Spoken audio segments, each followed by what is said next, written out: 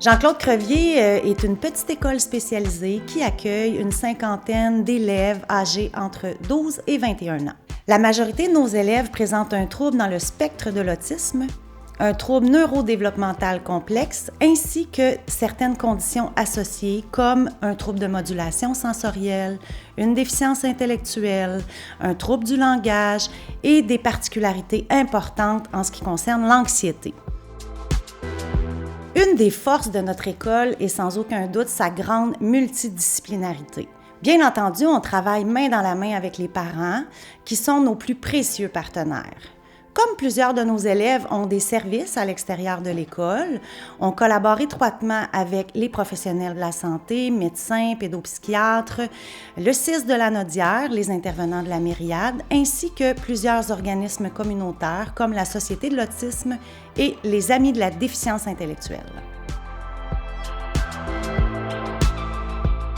Bien que nos élèves partagent des similarités, tous nos élèves ont des caractéristiques, des forces et des défis bien propres à eux. C'est pourquoi ici, c'est important d'avoir des interventions qui sont personnalisées, adaptées au fonctionnement unique de chaque élève. Notre équipe de professionnels est composée d'une psychologue, une ergothérapeute, une orthophoniste et une psychoéducatrice. Le mandat des professionnels ici à l'École Jean-Claude Crevier est d'assurer le bien-être des élèves et de les accompagner dans le développement de leur plein potentiel. Pour faire ça, il faut comprendre leur fonctionnement cognitif, comportemental, communicationnel et sensoriel. En collaboration avec l'équipe classe, on cible les besoins prioritaires et on propose des interventions qui sont adaptées afin de leur permettre de développer des capacités adaptatives et d'être disponibles aux apprentissages. Une autre partie de notre travail qui est importante, c'est la collaboration étroite avec les familles. On accompagne les parents à bien comprendre les besoins de leur enfant et on s'assure aussi d'avoir un suivi des interventions dans les deux milieux. L'objectif de l'orthophoniste dans le milieu scolaire au secondaire est de développer les habiletés communicationnelles et relationnelles des élèves, donc dans le cadre de leurs études, mais pour réussir à transférer ces habiletés-là dans le cadre de leur vie adulte. L'orthophoniste vient également soutenir l'équipe école, donc les intervenants enseignants, TES, dans la pratique, le développement de certaines habiletés ou certaines méthodes d'enseignement ou d'intervention qui vont favoriser à long terme ces habiletés-là qui sont travaillées. L'École Jean-Claude Crevier compte 11 TES classes et 2 TES pivots qui travaillent au local d'apaisement. Les élèves sont pris en charge dès leur arrivée jusqu'à leur départ par les TES. Que ce soit pendant les transitions, les dîners ou les récréations ou les moments en classe, les élèves peuvent se référer en tout temps au TES. L'École Jean-Claude Crevier se démarque entre autres par la mise en place d'un encadrement sécuritaire pour tous les élèves, mais surtout par la bienveillance de tous les membres de son personnel.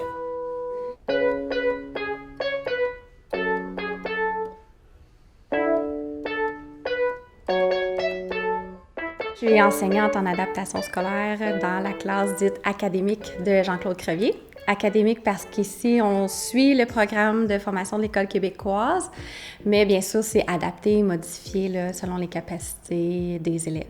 Dans la classe ici, j'ai les élèves de 12 à 14 ans, donc il y en a que c'est leur première ou deuxième année au secondaire. On fonctionne avec le modèle Inspiration Teach, donc dans la classe, il y a chaque élève a son endroit à lui, son système de travail organisé selon ses besoins et ses capacités. On a 5 élèves dans la classe ici.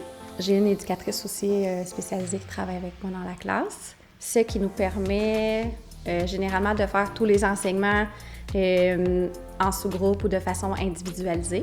Oui, on suit le programme de formation, mais on n'oublie pas non plus, ici, on répond beaucoup aussi aux besoins des élèves, donc soit en termes de communication, en termes d'apprentissage d'habiletés sociales. S'ils ont des besoins aussi en ergothérapie, donc la TES peut quitter la classe, aller faire les routines sensorielles à la salle blanche. Une journée type dans la classe ici, les élèves arrivent, on prend le pouls un petit peu là, de leurs émotions, est-ce que ça a bien été dans le transport, la fin de semaine, tout ça. Et on prend le temps de se déposer, donc un petit bien-être pour, c'est ça, se couper un peu des stimulations, ce qui leur permet d'être disponible après aux apprentissages. Puis le matin, c'est là qu'on en profite pour faire le plus d'enseignements possible parce que c'est là qu'ils sont le plus disponibles. Puis après, il y a les pauses, le dîner. L'après-midi, on va y aller plus avec des activités ludiques, consolidation, des apprentissages, socialisation. On en profite aussi des fois pour décloisonner là, avec d'autres groupes là, pour que les élèves puissent interagir avec d'autres élèves, d'autres intervenants, puis faire d'autres apprentissages dans ces contextes-là. Le programme CAP, c'est un programme qui favorise l'autonomie et l'autodétermination chez les élèves. On y va vraiment avec leurs besoins et leurs intérêts. Puis on leur laisse aussi là, une liberté par rapport aux horaires, à leur choix. On fait aussi des cibles en collaboration avec tous les autres intervenants. Puis à partir de ça, on construit nos activités, on fait des activités significatives. Donc le programme CAPS comprend 5 compétences, soit communiquer, interagir avec son milieu, exploiter l'information, agir avec méthode et agir de façon sécuritaire.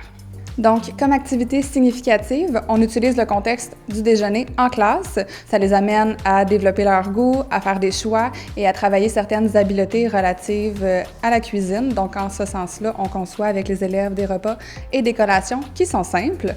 Aussi, on invite les élèves à participer au lavage de leurs vêtements d'éducation physique. Puis, en classe, on a des ateliers fonctionnels durant lesquels les élèves sont amenés à se développer quant à leur autonomie fonctionnelle. Donc, en art dramatique, nos élèves vont apprendre des techniques de théâtre, par exemple l'interprétation d'une histoire, le jeu de marionnettes, le théâtre d'ombre. Ils vont aussi, dans l'art dramatique, apprendre à reconnaître les émotions, puis ils vont le faire en mimant les émotions, puis en essayant de les comprendre. En musique, on va travailler beaucoup l'écoute, puis l'identification un peu des intérêts personnels des élèves, parce qu'on va écouter beaucoup de musique dans les cours. On va écouter de la musique, essayer de dire est-ce que j'aime pas. On va dire pourquoi j'aime pas, puis on va essayer d'en parler. Aussi, il y a un côté plus formel, où on va essayer d'analyser des caractéristiques plus formelles de la musique. Est-ce que c'est fort? Est-ce que c'est doux? Est-ce que c'est lent? Est-ce que c'est rapide? Mais c'est toujours dans une optique de travailler la communication. En musique aussi, on travaille la motricité fine, puis on travaille aussi beaucoup l'interaction avec le milieu puis avec les autres. En musique, parce qu'on va souvent jouer en groupe, soit la musique instrumentale ou la musique chantée, vocale.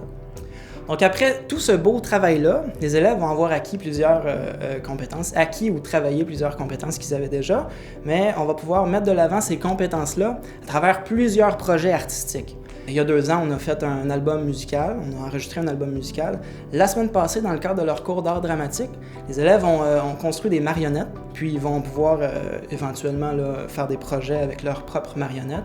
Puis à chaque fin d'année, on réussit à faire un super gala de fin d'année avec des numéros de musique, des numéros d'art drame, parfois même des numéros de danse. Puis on a toujours un spectacle de Noël aussi avec art dramatique, musique.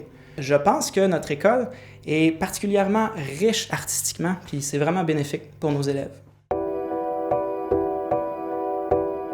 On est présentement dans la salle blanche qu'on appelle une salle multisensorielle. L'objectif de cette salle, c'est de permettre aux élèves de l'école de venir soit s'apaiser ou au contraire, si on a besoin d'aller chercher un petit peu plus de stimulation, on peut faire aussi des exercices pour aller aider les élèves dans le fond, ce qu'on dit retrouver un niveau d'éveil optimal. Donc dans la salle blanche ou salle multisensorielle, les élèves viennent pas ici n'importe quand. Dans le fond, il y a vraiment une demande qui est faite par les enseignants, l'équipe classe, avec les besoins de l'élève, puis il y a une analyse qui va être faite par l'ergothérapeute et l'équipe des professionnels de l'école pour voir ce que sont dans le fond les besoins de l'élève. Pour les différentes modalités, on peut soit avoir des modalités plus d'apaisement, donc on va avoir des filets lumineux, on va avoir des lumières comme des étoiles, des choses comme ça, on peut mettre de la musique, on peut diminuer justement la lumière extérieure. On peut aussi enlever tout son, tout visuel dans le fond avec une teinte noire qu'on a. On va vraiment répondre aux besoins de l'élève. Si l'élève est trop stimulé puis a vraiment besoin de faire une coupure de toutes les stimulations extérieures, on va aller répondre à ces besoins-là dans la salle multisensorielle. Ensuite, un élève qui a besoin plus d'être stimulé, on va pouvoir faire des exercices avec les ballons, des exercices où il va bouger, où on va essayer, comme je vous parlais tout à l'heure, d'aller retrouver un niveau d'éveil adéquat pour pouvoir fonctionner en classe. Alors ici à Jean-Claude Crevier, on a des élèves en formation préparatoire au travail. On a des groupes de plus jeunes qui font des stages internes et des groupes plus vieux. On parle d'une clientèle 19-21 ans qui font des plateaux externes. Donc, au plateau externe, On fait des ateliers de couture. On peut produire des coussins lourds, ainsi que des sacs réutilisables. On a un atelier d'horticulture. On produit des plantes succulentes. On a aussi des babillards, des ateliers de bouchons de liège où on fait des sous-plats, des babillards. On a aussi un partenariat avec l'entreprise Cerlan. C'est une entreprise en insertion sociale et on peut faire des ateliers pour eux, des petites tâches pour apprendre éventuellement à travailler en milieu externe. On a aussi des ateliers de signets. On produit le signet, la papeterie. On fait des cartes d'anniversaire, cartes aussi de Noël. Toutes faites à la main. Notre entreprise s'appelle Le Baliveau. Le Baliveau, vous pouvez nous retrouver sur le site de la commission scolaire, mais aussi sur Facebook. On vend nos produits. Nos produits sont 100% recyclables, tous faits de partir de matériaux et on le recycle pour une seconde vie. Avec nos jeunes, on travaille surtout la transition école-vie active qu'on appelle la TEVA. Chaque jeune a un projet de vie différent, ce qui le mène à sa formation après le milieu scolaire, secteur jeunesse. Qu'est-ce qu'il va faire dans la société? On prépare le jeune pour son hébergement, son alimentation, ses loisirs, ses activités, les milieux culturels, son transport. Par exemple, avec les jeunes, on peut prendre le transport de ville avec eux, faire l'apprentissage. On peut aller faire des achats aussi avec eux pour apprendre le paiement et la façon sécuritaire de faire un achat. Donc, à Jean-Claude Crevier, ce qu'on fait avec nos jeunes, c'est de les préparer à l'insertion sociale, à la participation sociale et développer son autonomie fonctionnelle. Mais au moment où on m'a demandé de transférer dans une petite école comme Jean-Claude Crevier, puis que j'ai été visiter cette école-là avec les gens qui m'ont accueilli, tout ça, je me suis sentie vraiment à la bonne place. Et puis pour mon fils, ça a fait toute une différence. Je dirais que cette école a été ce qu'il y avait de mieux pour Cédric, puisque c'est une petite école avec des petits groupes. C'est un milieu très encadrant et sécurisant pour les personnes autistes. Parce que l'encadrement, les professeurs qui sont tous très sont dans leur profession, ils connaissent ça. Ça a vraiment changé la vie de mon garçon et changé la vie de moi et mon mari, en fait. Au moment où mon fils est arrivé à Jean-Claude Crevier, ça a été facile. Hein? Les professeurs ont tout de suite pris en charge William. Il avait déjà son endroit à lui, son espace. William s'est senti comme chez lui, en fait. C'est sûr que, bon, les enfants qui ont un handicap puis qui sont différents ont toujours une petite adaptation plus grande que d'autres enfants, mais ça a été vraiment facile. Au niveau du comportement de Cédric, ce que j'ai observé à l'école Jean-Claude Crevier, c'est qu'il était beaucoup moins anxieux. C'est à cette école que Cédric a beaucoup évolué. Nous gardons encore un très bon souvenir de le passage de Cédric à l'école Jean-Claude Crevier. Il m'en parle encore. Souvent, il me demande « Maman, est-ce que je peux aller voir le personnel? Je m'ennuie. » Ça va vraiment faire de la peine le jour qu'il va quitter cette école-là, vraiment.